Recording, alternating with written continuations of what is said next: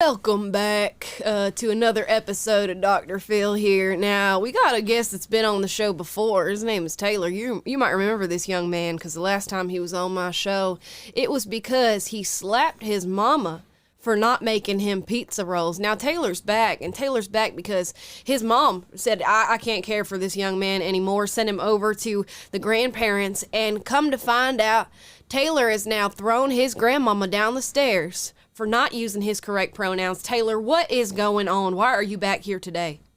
Well, she tried to murder me by getting me non-gluten-free pizza rolls this time, and she served them to me by saying the wrong pronouns.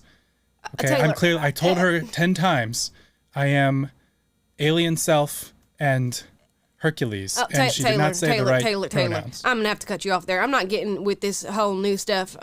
Now, you've thrown your grandma down the stairs. You know what that means, young man? Do you know? That's repercussions for the violence of words that she committed against me. Young man, I'm going to have to cut you off again. It means you're going to the ranch. And ranch, I mean dude ranch. I mean he, him pronouns. That's the ranch you're going to, okay? Can I at least submit my dietary restrictions before I go? End of the show. There's no hope for this young man. Hopefully we never see him back. Guys. Welcome to Unapologetic Live. Give me the Oscar now. I want it now. The Academy Award goes to, today we're going to be reacting to an episode of Dr. Phil where it is boomers versus Gen Z, and they're talking about things like sensitivity, cancel culture, the economy, and we're going to give you our hot take on the matter. Let's get into it.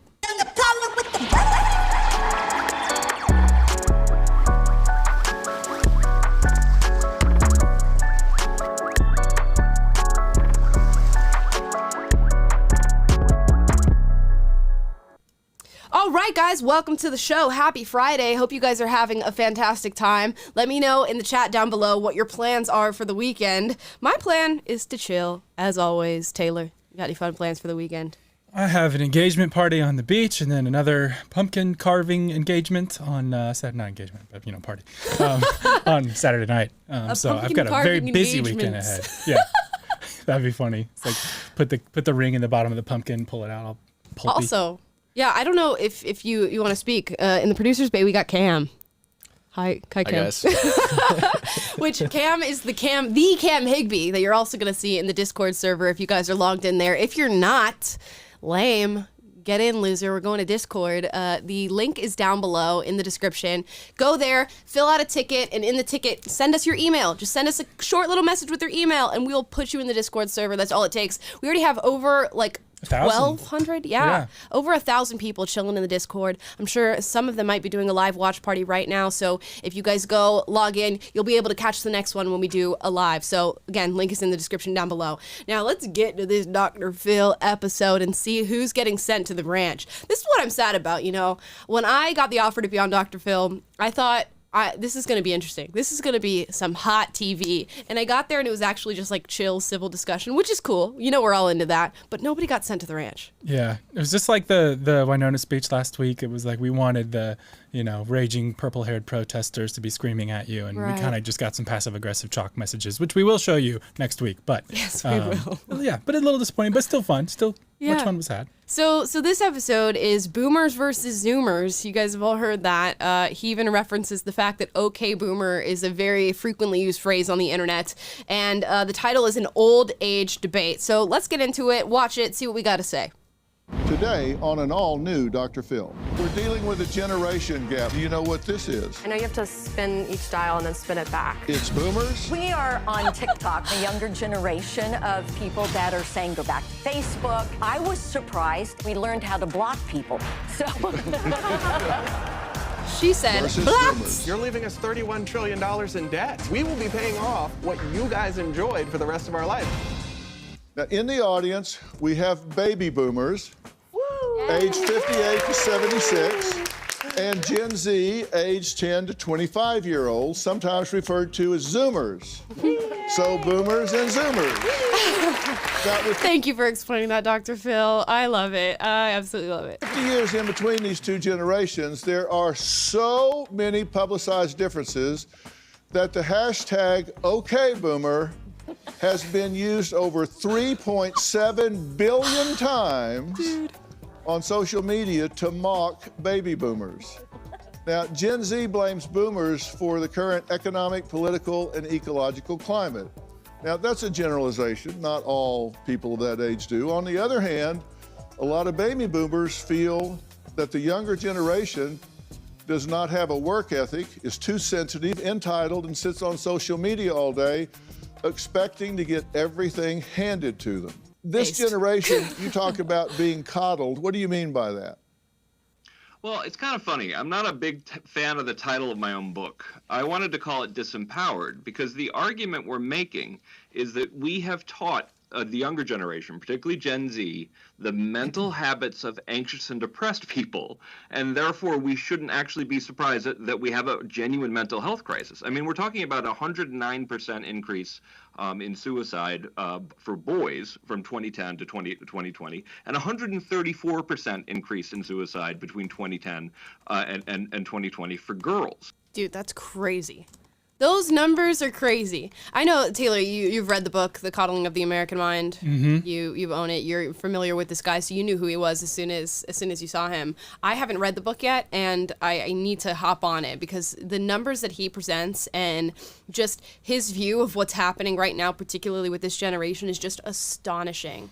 And he talks about this idea or this premise of teaching young kids the coping mechanisms or the reactionary mechanisms that people with depression and anxiety have. He doesn't really get the chance to, I think, elaborate on what he means there, but I think escapism is probably a really big part of that. The social media, searching for validation from other people is probably a really big part of that, and those seem to be present and presented in people with depression and anxiety as well, and our whole culture just feeds into that. Yeah, and this is interesting, and I'm glad they open up with Dr. Lukianoff, I think is his name. Yeah. That because he sets the table with facts, and anyone can throw their opinion. It's like throwing darts at a dartboard. Oh, what do you think? What do I think? But he's coming with like, no, here's what the data says, and here are there are negative psychological outcomes. The suicide rates, depression rates, things are higher. Why is that? And he's very much focused on it as from the perspective of a scientist, a social scientist at that. But anyway, I think it's very helpful to separate fact from opinion and feeling, as we love to say, and really, because you can't really make progress if we're all just kind of like kicking perspectives back and forth and there's no facts of the matter to adjudicate who's in the right or who's in the wrong. Right. I mean, the numbers don't lie. Like, look at the amount of kids who are online compared to prior generations where they didn't have access to things like that. Look at the number of children identifying with something outside of their sex that they were born with. Look at mental health professionals and how much their business has just skyrocketed over the past few years. Look at how many people identify themselves with a certain mental health issue. I don't think that that's something that's necessarily up for debate, which is interesting because we're going to get into a debate section of this show. And it just blows my mind how some people just want to reject what is just factually happening right in front of our faces. It's amazing. And and to be clear, I actually think this is our fault. And one of the things we recommend in the book is learning from the wisdom of cognitive behavioral therapy, because the dysfunctional way of thinking, where you exaggerate the dangers, when you catastrophize, when you overgeneralize, that is a formula for an unhappy life. Dude. Catastrophizing, a big word, but all it means is that you are just making a mountain out of a molehill, which is what is happening all the time in our generation. It feels like you turn a corner and something's going to kill you. It's unbelievable. Using somebody's wrong pronouns is now an act of violence. It's a threat against somebody. The climate change narrative and the climate change hysteria is quite literally catastrophic, where people have climate anxiety now, which is its own category of just feeling depressed and anxious.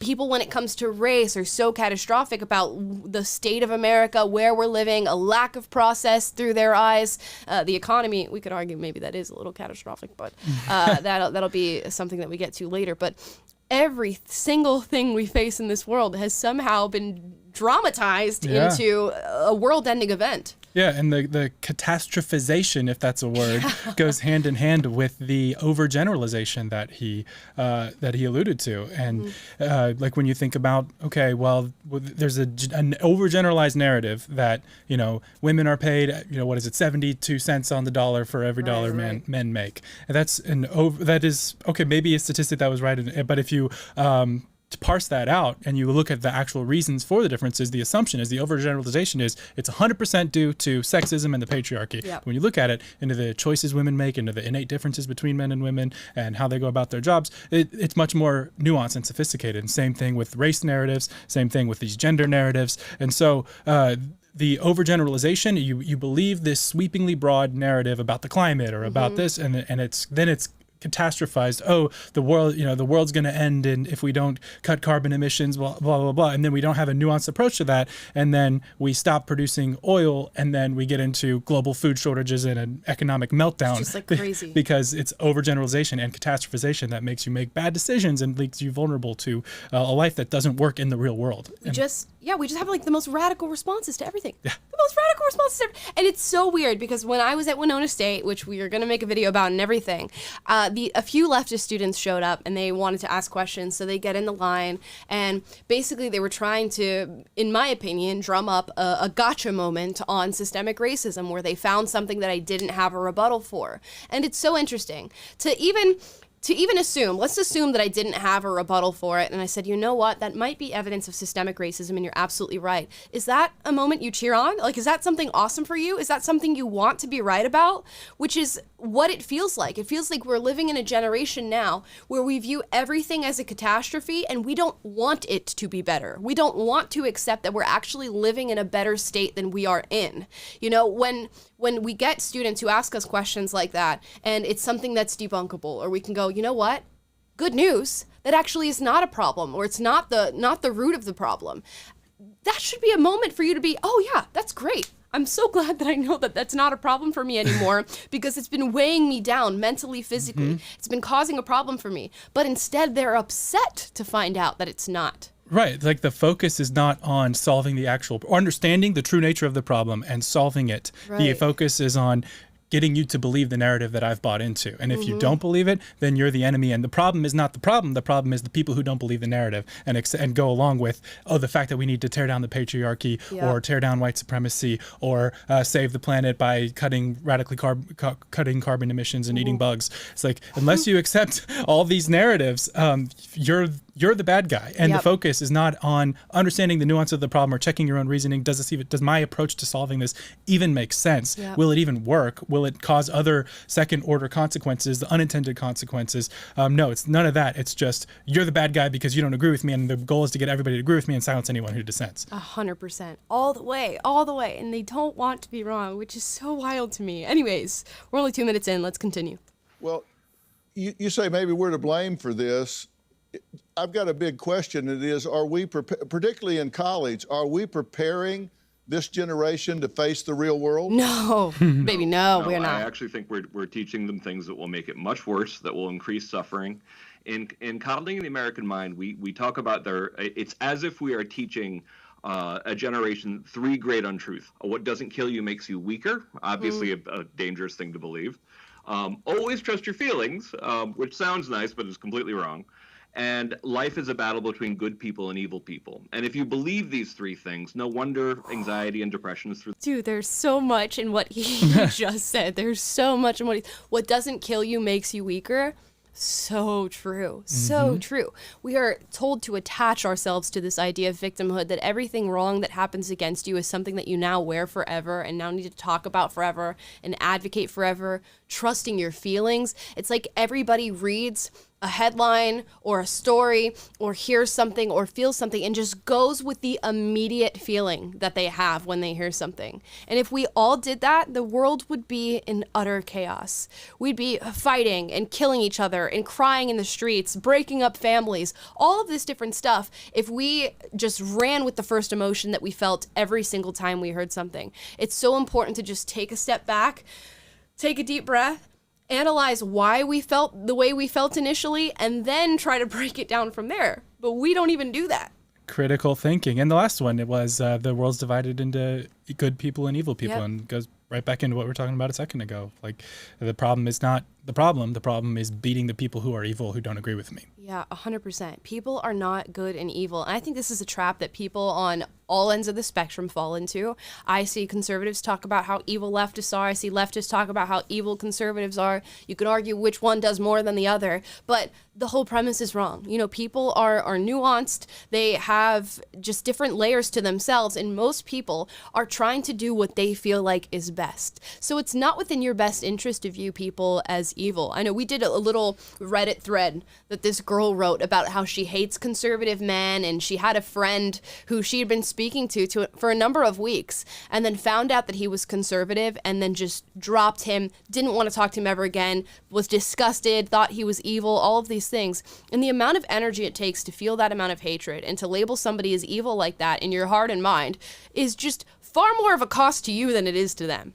Yeah, exactly. You pay the price for your own inability to like relate to other human beings and extend them the benefit of the doubt. And I was talking to you, I experienced this recently. I'm in a church group, and look, I go to a pretty big church out here in LA, and there's a lot of people from a lot of walks of life that are there, and some of them are famous, some of them are writers in Hollywood and do their own media ventures and podcasts. And I was talking to some of them, and you know, they have, one of them is a black female writer in Hollywood, and another one has a podcast called, well, I'm not going to say what the name, but they talk as minorities about him and some minority friends about movies and stuff from a minority perspective. And I'm like, oh, I could take that as a signal of like, oh, these people don't agree with me on politics and don't start from the same worldview or the same values or premises that I do as a conservative, but they're liberal, so I'm not going to, you know, engage with them, or I'm going to make assumptions about them that's going to keep me from connecting with them as human beings. But, you know, being in a different church setting, it wasn't about politics, it was about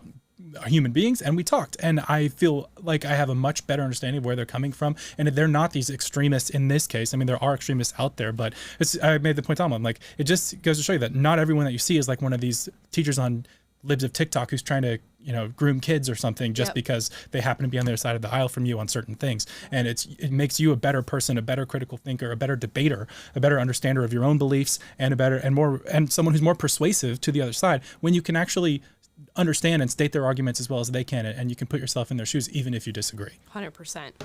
Let's keep watching. The roof. Yeah, of course. Now, Brian, why are you proud to be a Gen Zer? I feel like it's just in my opinion, and I don't want to offend any baby boomers, but I like that, for example, if I want information right now, I can go on my phone, type in keywords, and I'll find it in the snap of my fingers.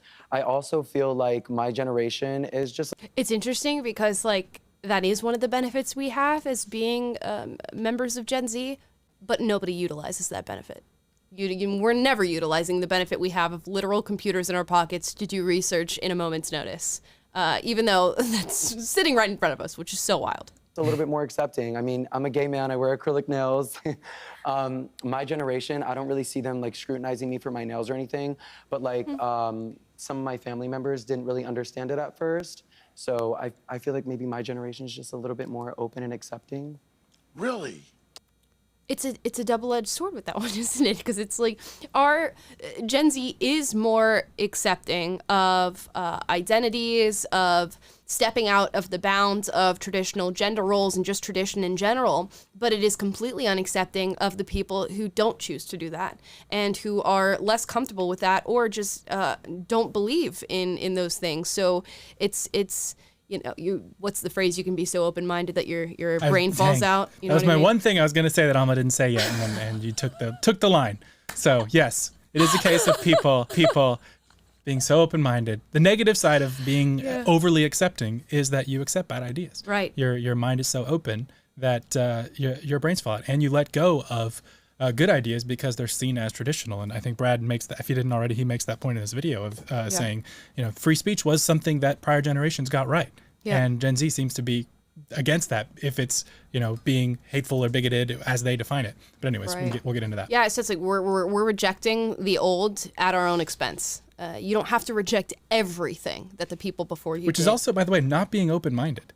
Yeah. If you're not open-minded to tradition, if you're not open-minded to, if you don't give it a fair shake, if you just dismiss it out of hand as all traditionalism is our bigoted, ignorant ancestors and they don't know anything and they're just horrible people. It's kind of that same logic at play of like, they're evil because there were sins committed in the past where they did overextend their bounds. But rather than picking apart what's worth keeping and what's not, we're just going to throw out the baby with the bathwater. We know better because everyone needs to be accepted now. All these new ideas and all the old ones need to be rejected. It's just such simplistic logic that's driving, I think, a lot of how Gen Z is going about things now. Which, to be fair, is what every generation like complains about the generation after it and says like you're rejecting everything, you're bringing in this modernity, you don't want to work as hard. So I want to make sure that we always recognize that this is going to be a conversation that we're having in 30 years from now with Gen Z talking down to the next generation and saying you guys don't want to work and you're rejecting the things we built for you and all of this stuff. It always happens, and it's just that pendulum that continues to just swing and swing and swing.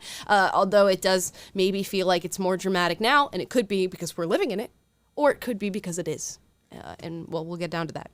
I think so. Just a little. Just a little. Really? More open and accepting. Why do you say that? Well, I just think about when you guys were in high school, how would an openly gay person have been treated compared to our generation? They wouldn't be openly gay. Well, sure. Right. I think that true. there's a lot of progress that has been made for the good. And when boomers harken back to the good old days, they often don't think about what the good old days were like for people who aren't like themselves. Who feels that Gen Z is more fragile than previous generations? Raise your hand. I'm Do you think they're more sensitive, more fragile? You said you think that your generation is much more open. Why are comedians not even willing to come on college campuses anymore? Because they're scared to death they're going to say something that offends. It's not. And I'll pause there. Obviously, this is not Dr. Phil's problem, but it's not just comedians. We're talking scientists. We're talking researchers. We're talking conservative political thinkers. We're talking experts across the board who are either unwilling to go on college campuses because of the rejection that they're going to face, or are just rejected by the college campus for whatever reason, for their background, for saying a certain word. Who did we have that was coming to speak? He was going to, I think, MIT or Harvard, don't quote me on this, obviously, to speak about space. And they wouldn't allow him on the campus because in a separate talk he did, or a tweet that he put out, he said he didn't agree with the premise of diversity, equity, and inclusion. It wasn't even the subject matter of the speech that he was going to give. Dr. Abbott. So it wasn't even the subject matter of Dr. Abbott's speech on the campus. Yet they wouldn't allow him because of comments he had made outside of that. And what you've done is exactly what the expert who wrote Coddling of the American Mind talks about, is you're actually hindering students. You're actually not making them ready for the world. You're actually hindering their learning by not allowing these people to come and speak to them, even if they disagree. Just an impression. I mean, polling shows you what Generation Z thinks of concepts like free speech or freedom of expression, and they think things like hate speech need to be stopped. And that's one of the lessons they're learning wrong from history. There's a lot that we can take from past generations that they actually got right, and free speech is definitely one of those things, because progress. And he's right about this. I like that he's taking a clearly nuanced view of this, because he's talking about, the older generation might not have treated gay people so great, so much so that they don't even feel comfortable coming out and being open about who they are, and that's wrong. But what's wrong now is that this new generation is rejecting everything from the older generation, even things like free speech, which is fundamental to a pluralistic society. That Gen Z cares about can only happen when you have free speech. What do you want to say? Well, I was just going to say, I think that there's a misconception that cancel culture or social repercussions is something new. It's not. I mean, okay, let's pause, because I recognize this girl. I know Cam recognizes this girl, Victoria from TikTok. Have you ever debated her? Yeah, I've debated Victoria several times. I don't know. There's a little mutual respect, so we don't usually go like super hard, but I did watch her debate Michael Knowles. I saw that too. She debated Michael Knowles on abortion. I don't think you saw that, Taylor. Mm-hmm. But I know her from just being, she's probably like one of the most well-known leftists on TikTok as far as defending her views, at least in the female sphere of things. So I recognized her immediately, and I had a feeling that she was probably going to be on the pro side of cancel culture and censorship and things like that. So I'm curious to hear what she has to say. I mean, we saw the Chicks, who were formerly known as the Dixie Chicks. I believe that they criticized the war on terror, and there were parties to burn their CDs and radio stopped playing their music. Right. So social repercussions have always existed. I think that just as a generation, we're becoming more aware of how bigotry, even if it's in the form of a joke, really negatively impacts people. And so I think that while social repercussions are nothing new, what we penalize people for saying is changing. And I think that that's a positive thing. Stereotypes used in comedic stand-up is just simply like not okay anymore. Says who? Says who that it's not okay? I think it's okay. Taylor thinks it's okay. Pretty sure Cam thinks it's okay. He's giving a nod. So who gets to decide what is and isn't okay? And if we don't have free speech in comedy, baby, you have it nowhere. That is like the final frontier as far as free speech goes, is comedians being able to make jokes about whoever they want to make jokes about, because it is exactly that. A joke. And if you can't take a joke, don't listen to the comedian. It's really as simple as that. I'll see these like stand-up videos on TikTok and YouTube where hecklers start screaming at comedians for being offensive. Why did you show up? Do you know what comedy is? Yeah. It's literally comedy. It's literally a joke. What do you think about the idea that the people were angry that the Dixie Chicks didn't support the war on terror, so they burn their CDs? Is that an example of cancel culture? I wouldn't say that's an example of cancel culture. I think it's very much like what we talk about when it comes to voting with your wallet, how, we're not going to buy from Ulta Beauty anymore because they have two biological men doing a podcast about girlhood, so I'm not going to go there anymore. I shouldn't have said we. I don't think you guys shop at Ulta. But I'm not going to be shopping there anymore, so that's a little different. Right, you're a consumer deciding not to use their product. It's not the same as, I don't know that if there were petitions of people saying, hey, to their record label, you can't carry their CDs, or Walmart, you can't sell their CDs anymore. I'm guessing that was a time when we were still on CDs. Sure. But that would be more in the realm of cancel culture. If Spotify yanked their music over their comments or over their opinions, that would be like something that's more enforced. I don't think that just people saying I don't like something you said, so I'm not going to listen to your music anymore, it's not necessarily the same thing. Yeah, it's going to be like a fine line there, so it depends, because you have these platforms who can do that very same thing, and you go, well, it's a private business, they get to do whatever they want, and that is true. But then you have to get into the Section 230 debate and whether or not they benefit from being able to do whatever it is they want without policing certain things and being super strict on others. So it's a nuanced thing to get into. If a private company didn't like what the Dixie Chicks said and they said, you're not going to be able to record in our studio anymore, is that cancel culture? No, you know what I mean? No, but the energy saying that this you should be eliminated from public, like being a part of the public sphere. Exactly. That's to me the cancel culture. I agree. And people at that time, I don't think were, and I mean, I don't remember the freaking Dixie Chicks example, but I don't remember this I'm at all saying that either. there is a distinction there of like somebody choosing no longer to use your product is not the same thing as this whole PC mob coming after you and saying you should be deplatformed, you shouldn't be allowed to be in public anymore, no one should be able to go to your concerts, sponsors should abandon you. That's cancel culture. That is. And it's just like, it's like these videos that you get of the quote Karens on the internet, and then somebody doxes them and finds their job, and suddenly the job is getting 50 calls a day about how this woman needs to be fired, and the job might not even be aware of the video on the internet, but they're just getting inundated with so many people talking to them that they go, I've got to fire Karen. I don't know what you're going to do. You're going to keep calling me. So there's obviously different levels to how this plays out and how it affects people, which I'm hoping they're going to get into and talk about. So you can say whatever you want, but you need to be ready for like the repercussions of what you say. Okay, you're not free to say whatever you want if you get whatever you fired for an off-color joke. All across the country, healthcare clinics that provide abortions are being... Not this man. That's not the man you want to see when talking about something like this. Okay, let's continue. You feel when it's you who's out of step with the social mores of the and day. then you get the repercussions of what you said. I think you're still acting like this is something new, though. People have been fired. Well, I'm not, but two wrongs don't make a right, People have been fired for things that they've said for forever. But now we're seeing an era where if you're disrespectful or bigoted towards someone, you get... Dude, it's not the same. Like, look at the level at which these things are happening. Look at how often we're having these conversations, and look at how minuscule the offenses are that people get totally canceled for. I mean, we're talking, you said a sentence on a podcast 13 years ago. Now you're not working on Jeopardy anymore, which is what happened to that Jeopardy host. Forget what his name is. There's just so many people. The names are just all over. Not Ken Jennings, no. Ken Jennings is one of the highest winners on Jeopardy. It's Chris, I don't know. Whatever. It's something like that. But fired.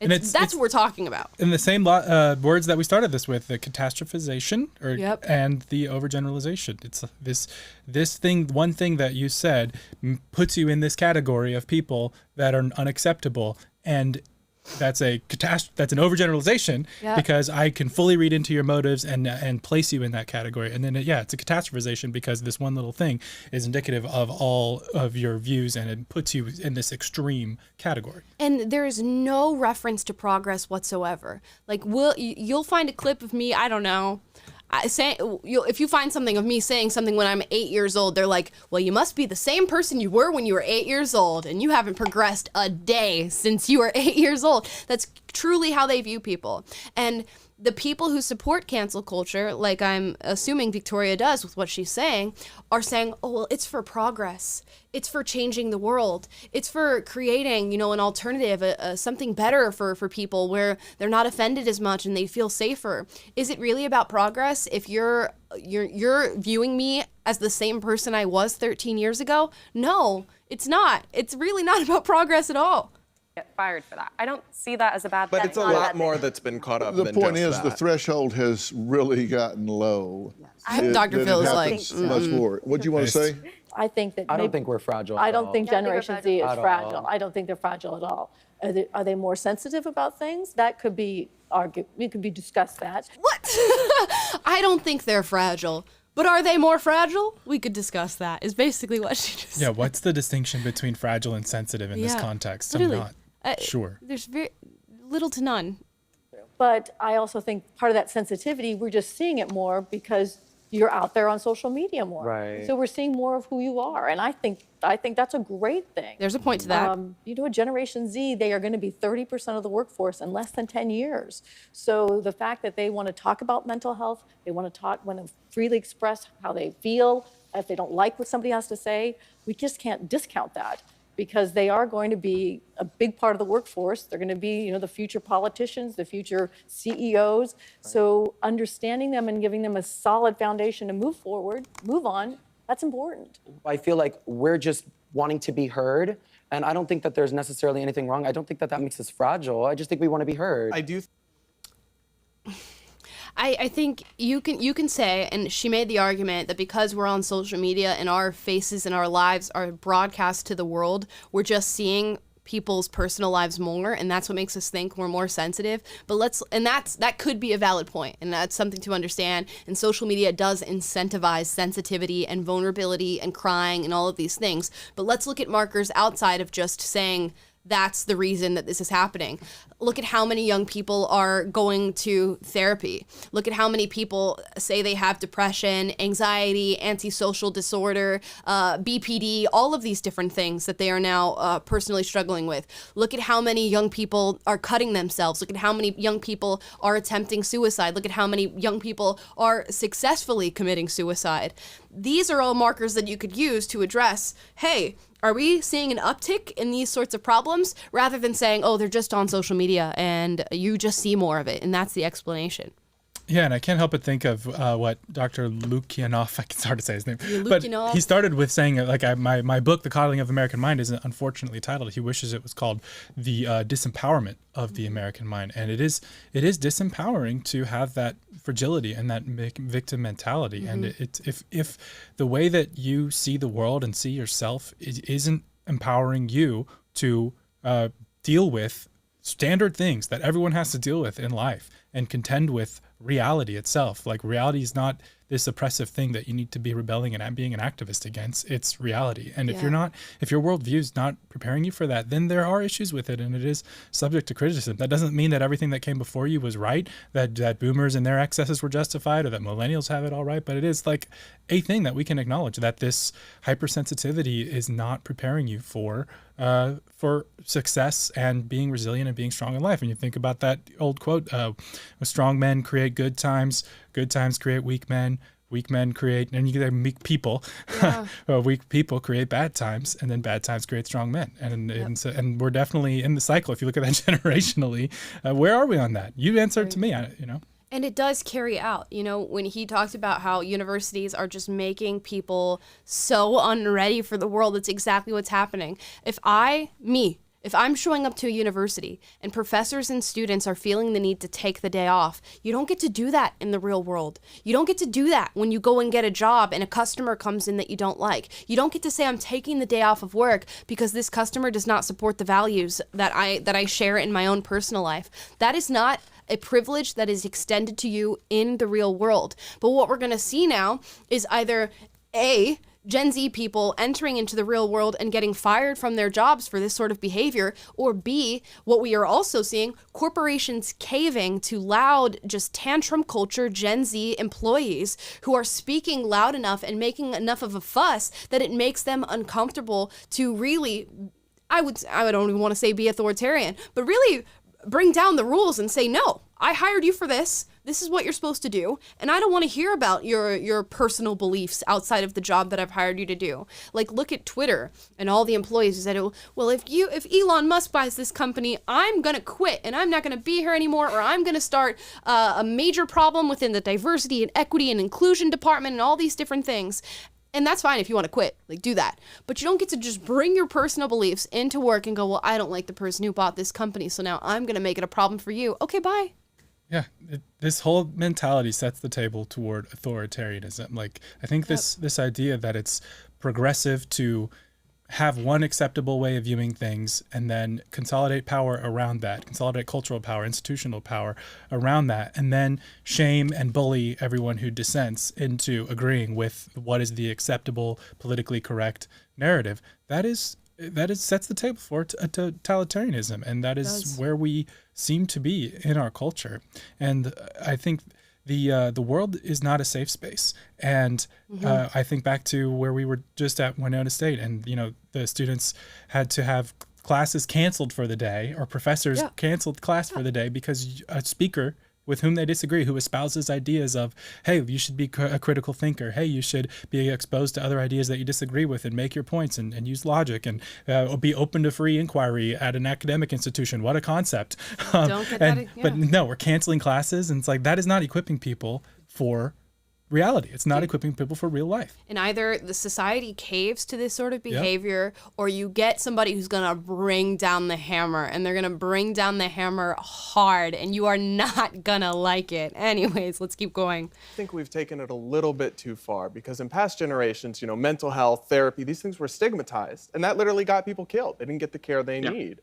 But nowadays, it's almost so far to the other extreme that it can be trendy or cool or get you attention to have a disorder, to have something. We've literally seen massive TikTokers busted for faking different mental illnesses. That's when you know you're valorizing the wrong things. Yeah. But I don't think that affects the general Gen Z masses that are going on TikTok and having their feelings hurt. If you hurt my feelings, and I post a video that my feelings are hurt, and I see Gen Zers caring, and then there's that one person that's like, oh, get over it. Okay, that's fine. But it's like, I feel like my generation has more people just being like, you know what, like, this did hurt my feelings.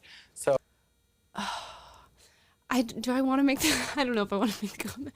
It's just like, when you argue something and you're just giving just a clearly valid, just concise point, and then somebody just runs off into a whole nother field and is talking about something totally different that is not at all what you were talking about. And it could just be the editing of this episode that is making this seem out of sync, but that's what just happened there. Yeah, I mean, in debate, you call that a red herring. Yeah. Just throwing something out there that's, and look, I have nothing against this guy. I don't want to knock him for sharing his feelings, and that's how he felt in that moment and articulate it, and that's great. But it's kind of like, this was a problem we ran into when we were at Dr. Phil. It was just like, it's happening so fast, and stuff just happening, and people just came with a prepared talking point and say their talking point, or just they can take the conversation wherever. So anyway, but yeah, this does feel like off track. Like, Brad made a really great point, and it's like, well, my response is, here's how I feel about, people hurting my feelings on TikTok. It's clear that one side is stacked with research and studies that proves exactly what they're saying, and the other side is stacked with feelings.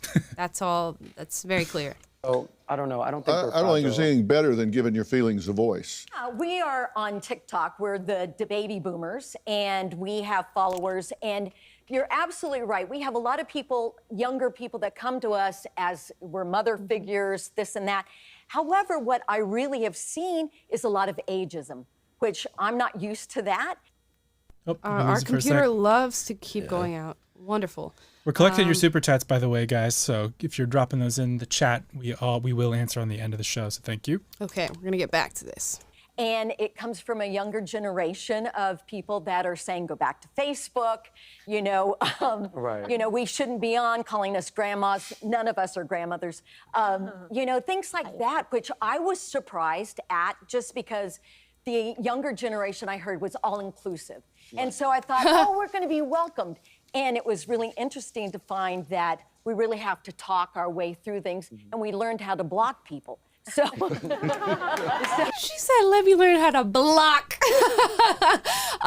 You can make, the interesting thing is I often really don't like having these conversations through the lens of a generation, because there is so much, like, you can't just generalize a whole group of people simply because they were all born around the same time. Like, you're going to go on the internet as an older person and find a bunch of probably really shitty Gen Z people who are going to say, okay, boomer, and get off the internet and all this different stuff. But you're also going to find Gen Z people who are totally chill and fine. So it's hard to make these sweeping generalizations, but also you do have to look at trends. And there are some clear trends among people in our age group. Right. We can always give the disclaimer that there are fragile boomers and millennials, and there are very logical and, rational, critical thinking Gen Zers. Mm-hmm. I've met one or two. We've seen them around. I feel like some of my Gen Z, fellow people, they might not be the nicest, but that doesn't mean we're all mean. Like, I feel like if I would have saw that on my That's a For You valid page, point that he's made. I wouldn't have wrote, I would have liked it. I'm like, slay, like. Thank you. So I really just feel like some people may not be the nicest, and I love that you learned the block button. I really, honestly, I don't block as many because I'm like, whatever, they're gonna talk about me, but I definitely feel like the block button's there for a reason, and some people are just rude. What do you guys think about this younger generation and how they work, don't work, move around, job-wise, what they expect? Well, I don't like stereotypes of any kind. I think there are ambitious, industrious people in your generation. There were, in our generation, there were also deadbeats. It's just a very, it's so individual. They seem to want to focus on their phones more than listening and learning. So it's frustrating for me sometimes. Again, not generalizing that all students are like that, but a lot of them are on their phones while I'm talking. And I say, if you need to talk on your phone, you can go outside and talk on your phone. Are they failing? No, because of grade inflation. Grade inflation scares me. What is grade inflation? They all expect to get A's no matter what. But years ago, it wasn't like that. Dude, which is literally happening, and they might not revisit this subject matter, but like the governor of Oregon lowered the academic standing you need in math, in reading, in writing, in science for students just to make sure that they all graduated. So essentially we're going, oh, our students are not equipped for the real world. Let's just lie to them and tell them that they are, and we'll send them on the other way. Same thing we're doing with black students with affirmative action, going, you're not meeting the academic standards of our school, but let me just lie to you and say that you are, and then we'll put you in there, and then when you fail, we'll lie to you again, and then you graduate, and then you go to the real world, and then you're not ready. Oh, well, we'll lie to you again, and we'll hire you. It's just a cyclical lies and lies and lies and lies. And like we can obviously say judge everybody on an individual basis, but look at trends with this generation. It's unbelievable. You have teachers just flying out of schools right now because they're not being treated properly. Some of it's overpay, but a lot of it is just the kids. They're like, the kids are not listening to me. They don't want to learn. I don't know what we're gonna do here. Yeah, and I've talked about, we want to do an episode on like why are so many teachers quitting this generation, because there's a lot of these videos that are surfacing on TikTok and YouTube of teachers just being like, I couldn't handle it anymore. My wife's a former teacher, she left it. But so speaking of trends, like you need to look no further than falling test scores in current times and how far behind the U.S. is lagging behind other countries in academic outcomes and performance.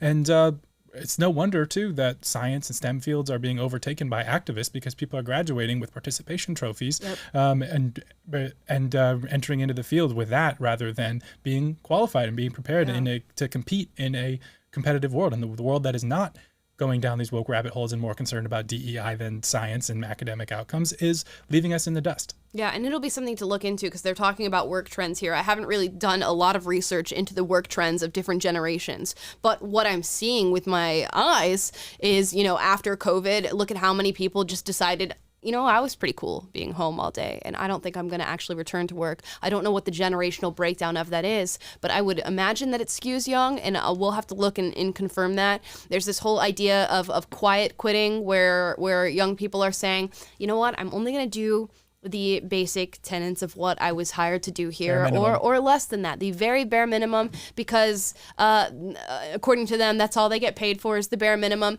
There's no idea that maybe I should stay a little bit later and work a little harder to see if I can move up. Maybe I should take on an extra project to prove that I can move up in the hierarchy that is this job. And there can be benefits to that. If you are a young person who has the mindset of, I want to have a life that's shaped less around work and more around leisure, which a lot of young people and older people have, a propensity to believe.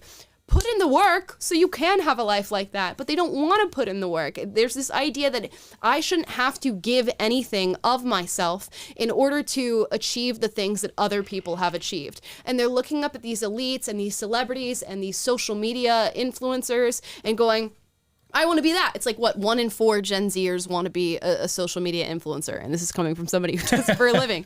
And they go, I want to be, luckily I do it in politics, but I don't even think that's an excuse. I still do social media day in and day out. So they're looking up and going, that's what I want to be. And if I'm being honest, it's like a guy who lives in his mom's basement eating pizza rolls like TV Taylor on Dr. Phil does. And he's like, why don't I get hot girls? It's a very same approach that Jordan Peterson has to incels. It's like, what do you have that girls want?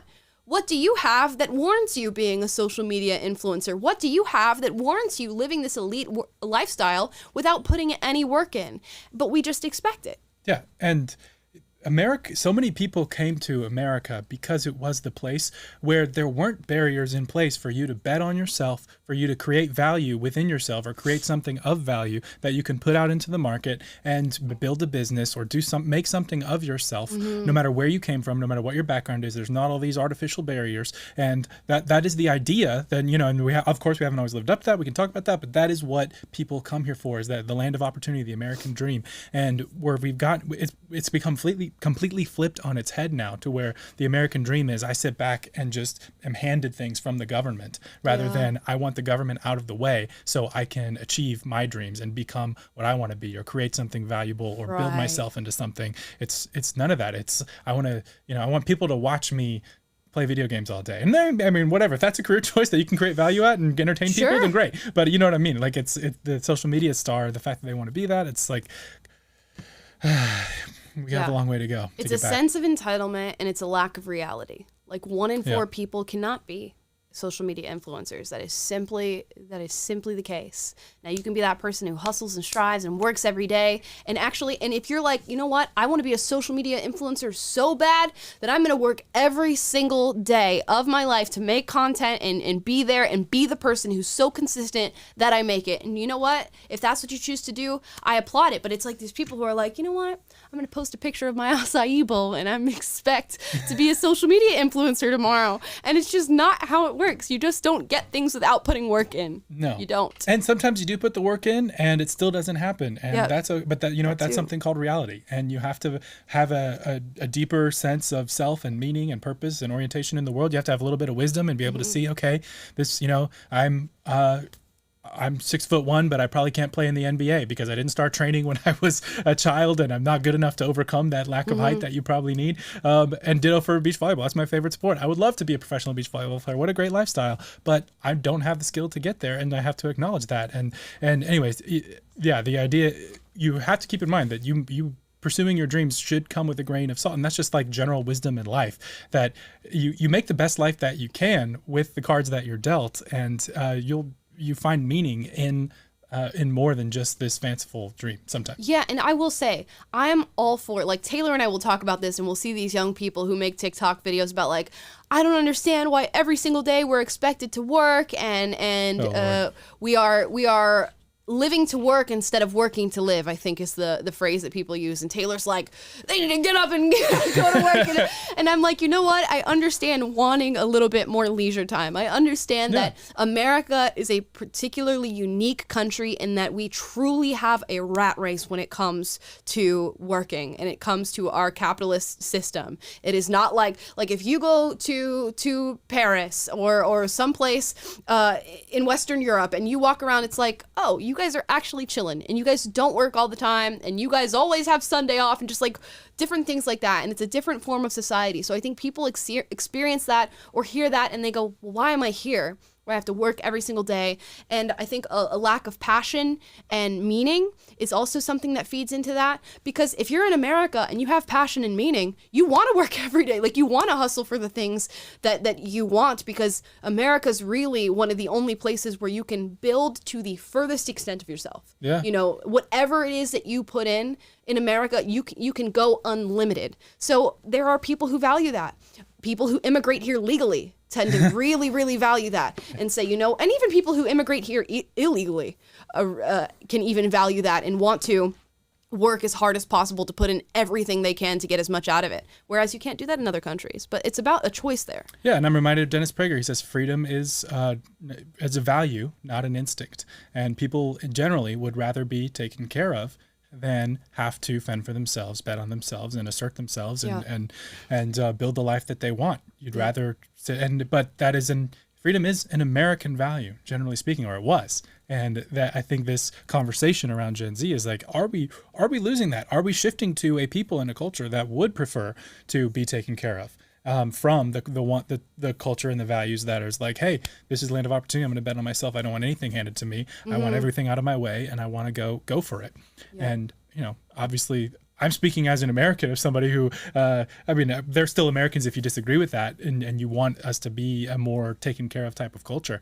But I'm speaking as someone who appreciates that tradition and wants to see it persist. Yeah, and so those are my cards on the table. Yeah, I'm curious to see, because I think there's going to be like a major workforce shift, of course, of just people working remotely, people owning their own social media type businesses. It's been one of the truly amazing things, despite all the negatives about TikTok, is watching how many people get all of their income off of this app, whether it be small business owners who are like making candles or candy and all this different stuff and selling it to people, models, it's comedians, it's people who vlog their daily lives. It's amazing to see how overnight somebody can just start getting their lifetime's income on an app like this. And if these things continue to grow and this becomes a field that virtually everybody in some way, shape, or form has their toe dipped in, the whole workforce could shift, which is going to be wild to see.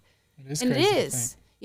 When we hear the term like 1/4 of Gen Zers want to be social media influencers, that sounds crazy. But I imagine a big portion of those people really could be, with just how inflated social media is, which is wild. My favorite are the ones who make a great living by working very hard at creating content and going online complaining about how they shouldn't have to work and how bad our culture is and how bad capitalism is. Those are my favorites, who are like multimillionaires living in Beverly Hills. Who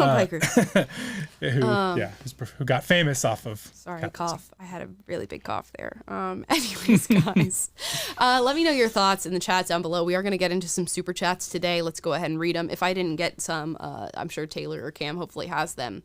Man Kayla, I hope I said your name right. Thank you for your super chat. Is it true Gen Z is more conservative than previous generations since the greatest generation? But same time, it is more liberal / leftist / woke. If that is true, then it has two main parts. I don't remember the last time I looked at numbers on whether or not Gen Z is more conservative. I imagine the way it's going to be skewed, if we are more conservative, is because men, Gen Z boys and men, are far more conservative than their female counterparts. I think we did an article about how 40% of young women are just like strongly liberal, and compared to like a very small percentage of young men. So if Gen Z has a conservative leaning, it's because of the men. Yeah, I mean, all that I know. Based on the study that we talked about last week, if young women are getting more liberal and young men are staying the same, then in theory, no, Gen Z is getting more liberal. Right, with time. Yeah. But I haven't heard an argument. I mean, I guess just with how they identify or how they vote is where the idea that Gen Z is more conservative comes in, because I definitely don't see it when I look out at Gen Z influencers and stuff. Right, it's hard. But I'll go on TikTok and see people who are just overtly super woke and lefty, and you read the comments, and it's a bunch of Gen Z people being like, what the hell are you talking about? You went too far. I get the whole acceptance thing and like being chill with everybody, but you went too far. So I think there's a little bit of that too. Just we came out of the gate a little bit too strong with trying to normalize this stuff, and people are going, whoa, I said LGB was cool. I don't know about all the other stuff. If you're just gay, the whole movement left you in the dust at this point. Yeah, they really did. They really did. About. This next one is from Steve Smith. I think people will be canceled, in air quotes, or sued in not far future for being racist to white people. Just saying, please look into Australia changing constitution to put race into it. I haven't seen that, but I don't know. But this does remind me of your comments on a few of the podcasts you've been on lately, when you said that if things continue as they are with the double standards that have been in place, we are going to see like a civil rights movement for white people. Straight up, dude. Y'all are being discriminated against in jobs. You're being discriminated against at college. You're being discriminated against online with your businesses, with government loans and funding and all this different stuff. If this is not a violation of the Civil Rights Act, I don't know what is. So I feel like that's going to make it to the Supreme Court. It already is with colleges and Ivy Leagues, because Asian people are suing. It's not because of white people yet, but Asian students are suing. I mean, just like equal protection under the law, that's going to come into question here. There's so many different things that, again, if we stay on this trajectory, like, oh yeah, we are going to have a civil rights movement for white people, which would just be the funniest thing I ever, like, imagine turning on Fox News and they're like, it is now day 19 of the protest led by the civil rights movement for white people. The police have come out with their fire hoses. It's just like, imagine if we just revert all the way back to the 1960s, but for white people. Yeah, do a sit-in at Yale University admissions or something. Oh my gosh. Horrifying to think about. I hope it doesn't get that far to where that needs to be something that happens, but it truly does feel like it. We're at least in the space of having a mini civil rights movement for white people already. It's tough being a victim, Amala. You have no idea how impressed we are. You have to read this name, as always. Oh, Paulo Eduardo dos Santos Arienchi. Thank you for your consistent super chats, because everybody gets to consistently learn that Taylor speaks Portuguese. Muito obrigado. Here's me on collectivism again. Progress towards what, and who defines that? And who said that everyone wants to go the same direction? One needs to think about it for 2 seconds to see the problem. Exactly. And that's why this idea of free speech is so wonderful and liberating, is because it's not limiting. Because as soon as you try to limit something, you'll learn just how impossible it actually is to come to a collectivist decision about what to limit, how to limit it, and what that looks like. It is just unbelievable. And that's why equality of outcome makes absolutely no sense, because you have no idea how much bureaucracy and red tape it takes to have everybody's outcome be equal. And all that means is a big government that is hindering you from growing and branching out. And people, if you just took a couple seconds to think about how you would achieve it. Well, they'll get it right this time. Yeah. No one else in history has ever really figured it out. They were close, but the real utopia has never been achieved. I just gotta add, you don't progress past a system that lets people be free and prosper. It's always regression. Yeah. And so anything that you're trying to add to that, or, we got to hold it in balance, and we have to refine. And like you were saying before, we have to, throw out the bathwater, but keep the baby with each generation. And this whole idea that we need to progress past free speech and progress past all the wealth creating joy that the America has brought is just nuts to me. It's not saying it's perfect, but it's just saying, your ideas are purely theoretical. Nothing's ever good has ever come out of them. Right. And to say that that's progress is just I'm not buying it. Yeah, it's just, there's room for progressivism in every single society. In fact, it's a necessity. It is a necessity to have people that are looking and searching for problems and then trying to find better ways to go about these issues. But we've gone too far, and our definition of what is a problem, like the threshold, is so low. And that is really the problem. I think it's like Tom Sowell said that, meteorologists used to be the only profession where you could get on TV and lie and still get paid, and now everybody gets to do it, and intellectuals get to do it, and you never have to face the actual consequences of the things you advocate for. If an architect creates a building and the building crumbles to the ground, that architect's going to have his day to see the results of his actions and face the results of his actions. If an intellectual puts out a bad idea and suddenly it's implemented all across society and society crumbles, that intellectual never has to face what they've done. And that's what everybody's an intellectual these days, and everybody's putting out these problems that are literally crumbling our society. Yeah, and so that's fun. Meanwhile, Dylan Mulvaney is consulting the highest levels of our government on women's issues. So who's going to face the consequences of that? Hopefully Biden was just too entrenched in his chocolate chip ice cream to hear anything about trans children, and, He probably got like 1 billion, trillion, 25 million ideas out of that. Yeah. Okay, we're going to move on to some more super chats here. Elif, I hope you said your name right. Thank you for your super chat. Hey, Amla, love you and your energy. Keep doing the Lord's work. That's all. Thank you so much. I really appreciate it. And you couldn't have shut me up if you tried. So we're here all week, ladies and gentlemen. Gina Leon, no message, but thank you so much for your super chat. Appreciate it. Luis Reyes Chavez says, besides the bomb Amala, obviously, who is a role model you recommend listening to in today's age of sensitivity that grounds us in reality, hard work, and free thinking? Tom Sowell. That's why we got him on the podcast. He's always looking over our shoulder to make sure that we're keeping our integrity and saying things in truth, hopefully. Yeah. We might slip up every now and then, but Tommy boy rarely does. Do you have a role model? Tom Sowell is tough to beat, especially he's not he should be viral and popular in the same way that so many others are right now, and his wisdom really is timeless. But Jordan Peterson's a great person to listen to. Yeah. And he's definitely especially for this generation that has lost sight of a lot of why traditionalism has any value and why you can learn anything from the past or mythology or anything like that. He's got a lot to speak to there that can really help your life. So that's someone I would recommend. Cam, do you have any role models you'd recommend? Yeah, I don't know. When I think of especially in terms of people that you see in content all the time that I would want to be the most like, Jordan Peterson is probably the first person that comes to mind for me. So. Yeah. Which obviously, because he's everywhere and he's helped so many people with the things he said, just opening their eyes for a second, which is what truth and just a calm temperament typically can do. Next one from Chance Haley. Thank you for your super chat. Social influence stands at a crossroads. True success if the mentality of the influencers are corrupted and by their own particular influences. We need a separation of objective truths and ideals.